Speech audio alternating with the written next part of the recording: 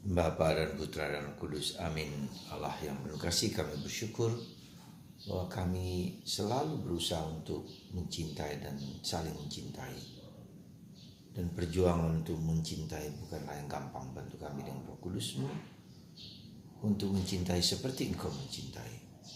Karena kami adalah sahabat Yesus dan menjadi sahabat satu sama lain. Terpujilah nama-Mu kini dan sepanjang segala masa. Amin. Para saudara, sesuatu yang mengagumkan sebetulnya kalau mau dilihat dari perkembangan gereja awali para murid pertama ketika mereka menghadapi problem soal sunat, ya, dan kabar gembira tidak hanya diwartakan kepada orang Yahudi tetapi kepada orang yang non Yahudi yang tidak punya tradisi Yahudi. Dan ini dipecahkan dengan sangat gemilang oleh para rasul dan karena bantuan Roh Kudus. Ini harus kita pegang dengan cermat, dan mereka tidak hanya sekedar memberi nasihat dengan kata-kata dengan maksud Allah yang sebenarnya bahwa kabar gembira untuk semua orang dan sunat bukanlah kewajiban, ya. Tapi juga memberikan solusi yang bagus. Solusinya apa?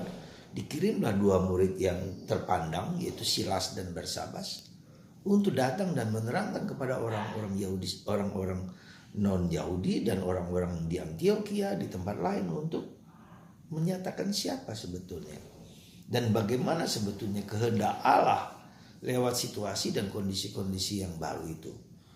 Dan ini merupakan suatu pegangan bagi kita supaya di situ dikatakan bahwa keputusan kami dan keputusan Roh Kudus, keputusan Roh Kudus dan keputusan kami. Ini sesuatu yang mengagumkan karena mereka berdiskusi, mereka berbicara, mereka berdebat bahkan, ya, dengan keras. Tapi juga setelah itu mereka mengambil keputusan, dan Petrus sebagai pemimpin para rasul dan para penatua yang mengambil keputusan seperti itu. Dan itulah Paus kita, pengganti Petrus adalah Paus. Jadi mengagumkan cara demokrasi, cara mengambil keputusan, cara mereka mewartakan kabar gembira, dan diutuslah dua orang ini untuk menyatakan kepada orang Antioquia, karena orang Antioquia sudah dalam keadaan dikacaukan oleh ajaran-ajaran orang-orang yang tidak diberi kuasa. Jadi pada awal gereja awali ada banyak kesesatan, ya, ada banyak ajaran-ajaran palsu yang menganggap diri sebagai pengikut Yesus. Dan ini para rasul memecahkannya dengan sangat cerdas karena kebijaksanaan Roh Kudus. Ya, jadi sekali lagi betapa pentingnya kita selalu berdoa, Roh Kudus, datanglah Roh Kudus, bantu kami. Ya. Jadi segala sesuatu yang baik, segala sesuatu yang indah, segala sesuatu yang mulia, apapun juga berkat Roh Kudus. Ya, itu yang pertama. Yang kedua, dalam bacaan Injil hari ini kita bisa melihat perintah untuk saling mencintai. Tak akan selesai kapanpun juga, dari dulu sampai sekarang, perintah untuk mencintai. Nah, perintah untuk mencintai itu bukan hanya sekedar mencintai, tapi mencintai dengan maksud Yesus. Ya, jadi kita manusia mencintai kepada orang-orang yang kita sukai, tapi Yesus tidak begitu.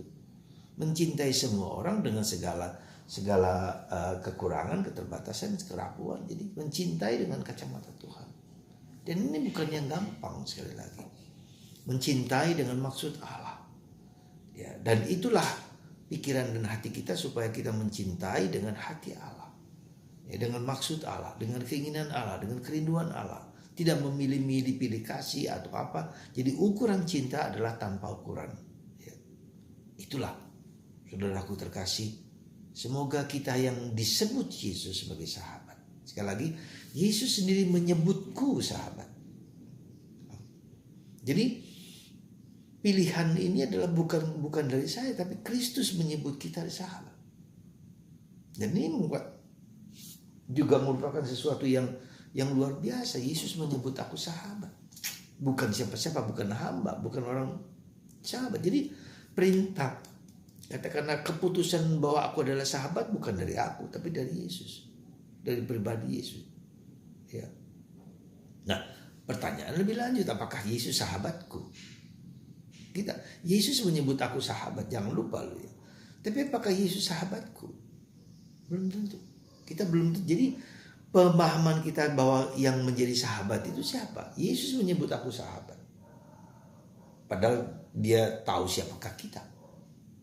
Dia tahu siapakah kita yang sudah seringkali tidak setia, seringkali juga menyangkal dia, seringkali juga tidak peduli dengan dia. Tapi Yesus tetap menyebut aku sahabat. Dan tentu saja bahwa kenapa Yesus mengatakan demikian? Karena, ya sekali lagi, karena Yesus tahu bahwa kita hampir tidak mungkin untuk setia kepada dia. Tapi dia tetap menyebut aku sahabat. Bahwa kita menyebut Yesus sahabat itu pasti karena Yesus paling setia, paling mendengarkan, ya, apapun juga yang terjadi dalam hidup kita. Semoga Tuhan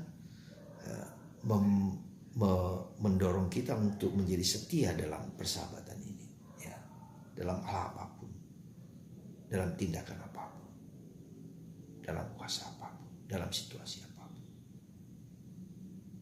Karena itulah, karena kesetiaan kita, karena kesetiaan Yesus kepada kita, maka kita juga harus setia kepada dia.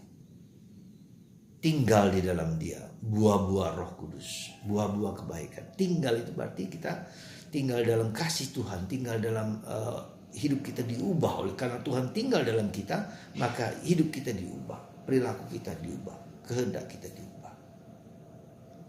Tuhan memberkati Anda, semoga kita tinggal dalam Roh Kudus, tinggal dalam Allah, dan selalu datang untuk mencintai Yesus dan berbuat baik dan taat kepada kehendak Yesus. Tuhan berkati Anda semua, Bapa dan Putra dan Roh Kudus.